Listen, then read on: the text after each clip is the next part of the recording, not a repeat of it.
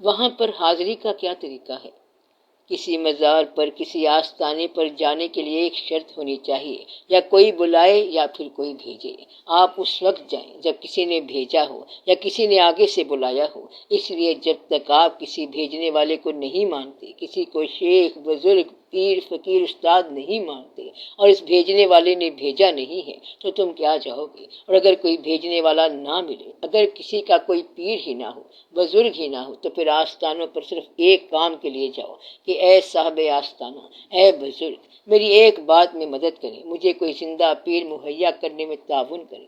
یعنی کہ جب کوئی زندہ پیر اویلیبل ہے تو آپ اس کے بھیجنے پر جائیں۔ تو کسی بزرگ کے آستانے پر بھیجنے والا زندگی میں کوئی مرشد ہو، اور وہ مرشد کہے کہ فلاں جگہ پر چلے جاؤ، تو آپ چلے جاؤ۔ اگر مرشد نہیں ہے اور آپ جانا چاہتے ہو تو صرف ایک بات کے لیے جاؤ کہ میرے مرشد کی تلاش میں میری مدد کی جائے۔ کہتے ہیں کہ جس کا مرشد نہ ہو تو وہ داتا صاحب رحمۃ اللہ پر حاضری دیا کرے اور کشف المحجوب پڑھا کرے۔ جس کا مرشد نہ ہو وہ کشف المحجوب کو اپنا مرشد سمجھے اور کتاب کو پڑھتا جائے۔ یہ کتاب ایسی رہنمائی کر دے گی جو ایک اچھے مرشد کی ذمہ داری ہوتی ہے۔ اس کو پڑھا کرو۔ تو وہاں جانے کی حاضری کا کیا طریقہ ہوا؟ جب کوئی بھیجے تو آپ جاؤ، یا کوئی بلائے، اشارہ ہو تو آپ جاؤ، ویسے نہ چلے جاؤ جیسا کہ میں نے منع کیا ہے کہ آپ بار بار چلے جاتے ہو۔ قوالی دیکھ کے آگے، سن کے آگے، شور شرابہ اور دوسرے واقعات ادھر ادھر، بھاٹی گیٹ اور سرکس دیکھ کے آگے، ان باتوں سے گریز کرنا چاہیے۔ بزرگ کا عرس جو ہے وہ بزرگی کا عرس ہے۔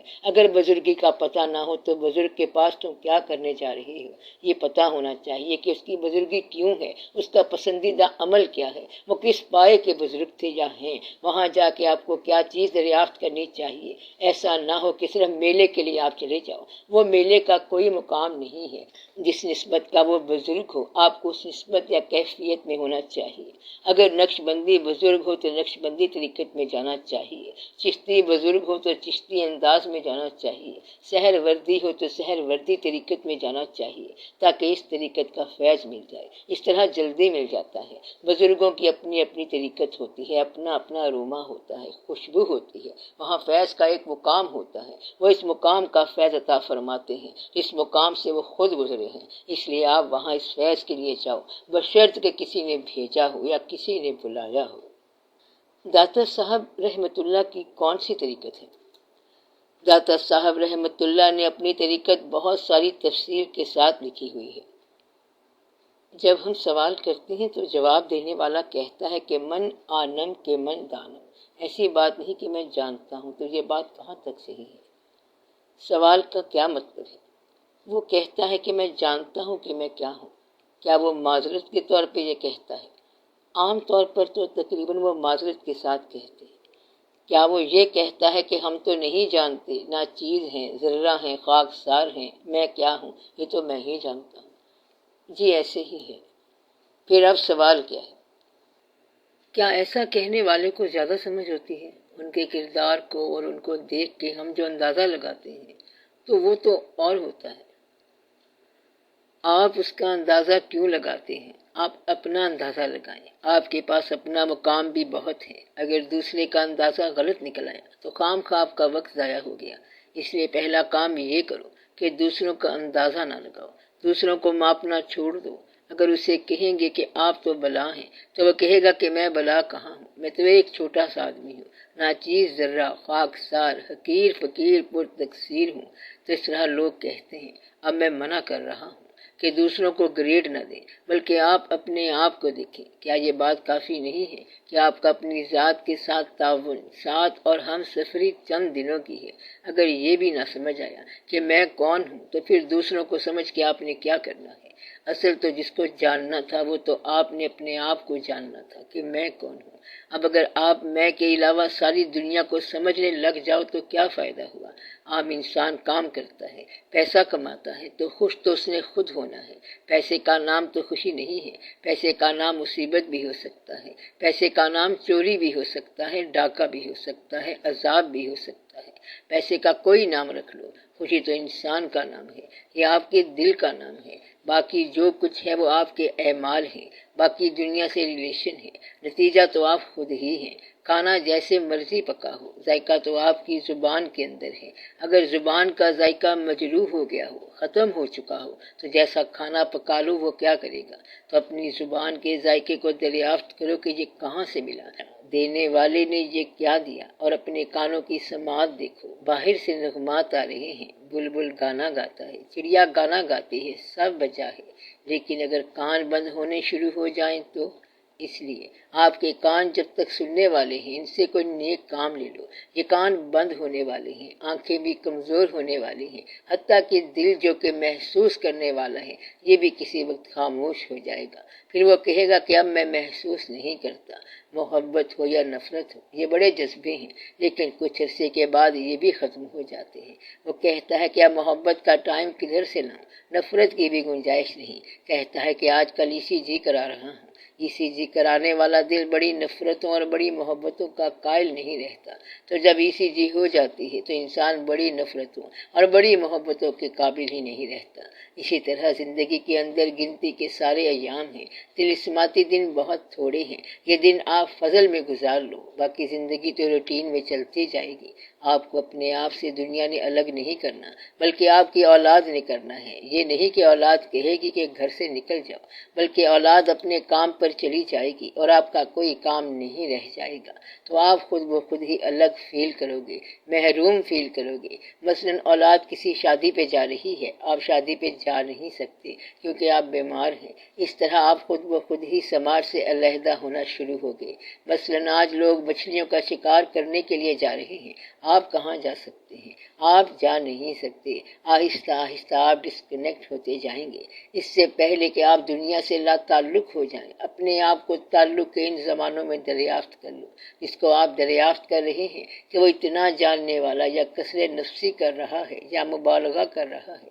اس سے یہ نہ پوچھو کہ تو کیا کر رہا ہے، اس سے جا کے پوچھو کہ بھائی میں کیا کر رہا ہوں، میرے بارے میں کچھ بتا کہ میں کیا ہوں۔ Will you please tell me about myself؟ تو میرے بارے میں بتاؤ۔ اچھا پیر یا اچھا درویش یا اچھا مرشد یہ کہتا ہے کہ اگر ہم تمہارے سامنے آئینہ بن کے رونمائی کرائیں تو یہ ہے تمہارا مقصد حیات۔ اچھا پیر وہ ہے جو اپنی ذات سے تعارف نہ کرائیں بلکہ تمہیں تمہاری ذات سے تعارف کرائے۔ مدعا یہ ہے کہ تمہیں تمہاری ذات کے ساتھ تعارف کرائے، بشرط کہ تم اپنی ذات کو روبرو رکھو۔ تم تو کسی اور ذات کے حوالے سے کو باکو پھر رہے ہو کہ اس کو جا کے دیکھو کہ اس کی پٹاری میں کیا ہے، دوسرے کی پٹاری کیا ہے، یہ فقیر ہے، پرلے درجے کا فقیر ہے یا کہ اچھے درجے کا فقیر ہے۔ اس سے آپ کو کیا ملے گا؟ اگر آپ کو نقلی فقیر مل گیا تو اصلی بات کیسے ملے گی؟ کسی کی خامی آپ کی خوبی نہیں بن جاتی، اور کسی کی خوبی کا اگر آپ کو حصہ نہ ملا تو پھر آپ کو کیا حاصل؟ کہتا ہے کہ میں نے معلوم کیا ہے کہ وہ بہت بڑا گریٹ آدمی ہے، کیا تجھے کچھ ملا ہے؟ کہتا ہے کہ ملا تو کچھ بھی نہیں، لیکن وہ گریٹ آدمی ہے تو وہ بھی فنا ہو گیا اور آپ بھی گئے۔ اصل میں واقعہ آپ کا اپنا ہے، آپ کے ہونے کا نام دنیا ہے، دنیا آپ کے نہ ہونے کا نام نہیں ہے۔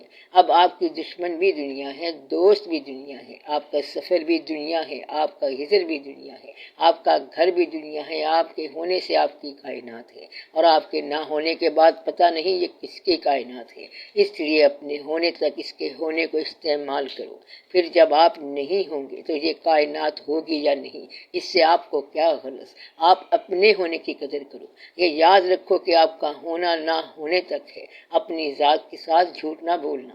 آپ اپنے آپ کو خود دھوکہ دیتے ہیں اور کوئی دھوکہ نہیں دے سکتا۔ مجھے تو کان میں جو کہہ جاؤ گے میں وہ مان لوں گا، مگر آپ نے اپنی ذات کے ساتھ وفا کرنی ہے۔ وہ اللہ تعالیٰ جس نے چھپکلی بنائی، چمگادڑ بنایا، چوہا بنایا، بندر بنایا، لنگور بنائے، اژدہا بنائے، کیا کیا چیزیں نہیں بنائی، اس نے تمام مخلوقات میں سے آپ کو انسان بنایا۔ کیا آپ اس کا شکر ادا کرتے ہو؟ جس نے یہودی بنائے، عیسائی بنائے، سکھ بنائے، پارسی بنائے، اس نے آپ کو مسلمان بنایا، اس کا بھی شکر ادا کرو۔ شکر کرو کہ آپ اس امت میں پیدا ہو گئے، آپ اچھے دور میں آئے، آپ کو اچھی شکلیں عطا ہوئی، تو اس کا شکر ادا کرو۔ آپ تو یہودیوں کی تقلید کرنا شروع کر دیتے ہو، عیسائیوں کی تقلید کرنا شروع کر دیتے ہو، یہاں سے آپ کا واقعہ خراب ہو جاتا ہے۔ اللہ نے احسان کیا اور آپ اس کو خراب کر دیتے ہو۔ اس کا شکریہ ادا کرو کہ تمہیں اس نے کیا بنایا۔ یہ جو بنایا ہے یہ چند دنوں کے لیے ہے، جب تک آپ ہیں، جب تک آپ ہیں تب تک یہ کھیل ہے، یہ ہونا کچھ عرصے کے بعد نہ ہونا ہو جائے گا، اس لیے اس پر بحث نہ کرو۔ بلکہ یہ دیکھو کہ آپ کیا ہو۔ آپ اس بات پہ قائم ہو جاؤ کہ آپ انسان ہو، بس انسانیت کرو۔ انسانیت کیا ہوتی ہے؟ لوگوں کے ساتھ انسان کے حوالے سے اچھا سلوک کرنا ہوتا ہے۔ انسانیت سے مراد ایسا عمل ہے جو جمیع انسانیت کو پسند آئے، جو لوگوں کو پسند آئے، جو اجتماع کو پسند ہو، جو عام انسانوں کو پسندیدہ ہو اور جو عام انسانوں کے فائدے کا ہو۔ اللہ نے آپ کو انسان بنایا تو آپ انسانیت کرو، آپ کو مسلمان بنایا تو آپ مسلمانیت کرو۔ اب یہ بتانے والی بات تو نہیں کہ نماز پڑھو، نماز تو مسلمانوں میں ہوتی ہے، نماز فرض ہے لہٰذا پڑھو۔ اب یہ بھی بتانے والی کیا بات ہے کہ آپ زکوٰۃ دو، بینک والے خود ہی کاٹ لیتے ہیں، تو یہ کہنا کہ اسلام کیا ہے؟ یہ تو آپ کو پتہ ہونا چاہیے کہ اسلام کیا ہے۔ جب آپ مسلمان ہیں تو آپ اسلام پہ چلتے جاؤ، پھر آپ پوچھتے ہو تصوف کے بارے میں، غور کے بارے میں، تو یہ شکر کا ایک علیحدہ راستہ ہے، غور کا راستہ ہے۔ اللہ کی زمین کے اندر جو لگا ہوا میلہ ہے اسے دیکھنے کا راستہ ہے۔ اس میلے کو دیکھو اور غور سے دیکھو، لیکن کھو نہیں جانا، گم نہیں ہو جانا اور جھوٹ نہ بولنا۔ جھوٹ کس کے ساتھ؟ اپنی ذات کے ساتھ۔ جس کو اللہ نے درویش نہیں بنایا وہ درویشی کا اعلان مت کرے۔ جتنا اللہ نے بنایا وہ آپ دیکھتے جاؤ، اور جب آپ نہیں رہو گے تو یہ سمجھ لو کہ آپ کی قیامت آ گئی۔ تو قیامت کیا ہے؟ آپ کا نہ ہونا۔ حیات کیا ہے؟ آپ کا ہونا۔ آپ کی قیامت اس دن آ جاتی ہے جب آپ نہیں ہوتے۔ اس لیے اپنی ذات کا حوالہ رکھو، اپنے آپ کو پہچانتے چلے جاؤ، پھر اس کے ساتھ آپ اللہ کی محبت میں چلتے جاؤ۔ جدھر جانا ہے جب تک اس کا پتہ نہ ہو تو وقت ضائع ہو جائے گا، تو جانا وہاں ہے۔ میت بن کے اتنے لمبے سفر پہ جانا ہے، پہلے ہی خود کو وہاں پہنچا دو۔ جس طرف کو جانا ہے ادھر کا رجوع رکھو، جانا ضرور ہے۔ دریا اگر پہاڑ پر چڑھنا شروع کر دے تو یہ پاگل ہی ہوگا۔ دریا کا کام ہے کہ سمندر کا رخ کرے، اور انسان کا کام ہے کہ اپنی موت کی طرف رجوع کرے کہ ہم ادھر جا رہے ہیں۔ یہ دریا سمندر میں ملنے کے لیے جا رہا ہے، خیر سے چلتا جائے، چاہے پاؤں میں گھنگرو باندھ کے جائے کہ ہم آ رہے ہیں ملنے کے لیے، فی الحال میدانوں میں سے گزر رہے ہیں۔ چلو پھر چلتے جاؤ۔ یہ جو دریا ہے یہ ابھی پہاڑ سے اترا ہی ہے، بچہ ہے، نوجوان ہے، ابھی سفر شروع ہوگا، پھر میدانوں کا سفر ہوگا، فلڈ بنیں گے، سیلاب ہوں گے۔ آپ لوگ کرتے یہ ہیں کہ دریا سے نہر نکالتے ہیں اور پھر نہر کو دریا میں ڈال دیتے ہیں۔ یہ کام ہے آپ کا۔ جو کچھ آپ نے حاصل کیا وہ یہیں دے کے جانا ہے، یہ نعمت کھانا ہے۔ اس کنویں سے جو مٹی نکلی ہے وہ اسی پہ لگے گی، کھو کی مٹی کھو میں لگے گی۔ یہاں سے حاصل ہونے والی چیزیں یہیں استعمال ہوں گی، صرف استعمال ہوگی اور اسے اٹھا کے نہیں لے جا سکتے، تو اس کا استعمال ہی تمہارا کام ہے۔ اس علم کو استعمال کرو، اس دنیا کو استعمال کرو، ان رشتوں کا استعمال کرو۔ اس استعمال کے دم سے تم نیک ہو جاؤ گے یا بد ہو جاؤ گی، یہ امپورٹنٹ بات ہے۔ تم یہاں سے کچھ اسمگل آؤٹ نہیں کر سکتے کہ دو چار چیزیں دنیا سے باہر نکالو، یہ میں وہاں جا کے لے لوں گا، نہیں، آپ یہ نہیں کر سکتے۔ ایسا ہوتا تو پھر تو آپ کو اجازت مل جاتی، مگر ایسی بات نہیں ہے۔ وہ آخری وقت بڑا ظالم ہوتا ہے، نام بھی چھین لیتے ہیں، میت رہ جاتی ہے۔ کہتا ہے کہ یہ ریزولوشن پاس ہونی چاہیے کہ یہ کہا جائے کہ یہ فلاں ابن فلاں کا جنازہ ہے، مگر ہم کہتے ہیں کہ اس میت کا جنازہ ہے۔ نہ نام رہتا ہے نہ مرتبہ رہتا ہے، پھر رہ کیا گیا؟ نام میں جا کے مل گیا، دنیا کا مال دنیا میں جا کے مل گیا، آخرت کا مال آخرت میں چلا گیا، اور درمیان میں آپ دیکھتے رہ گئے کہ تماشا ہوا کیا ہے۔ یہی تماشا ہوتا ہے۔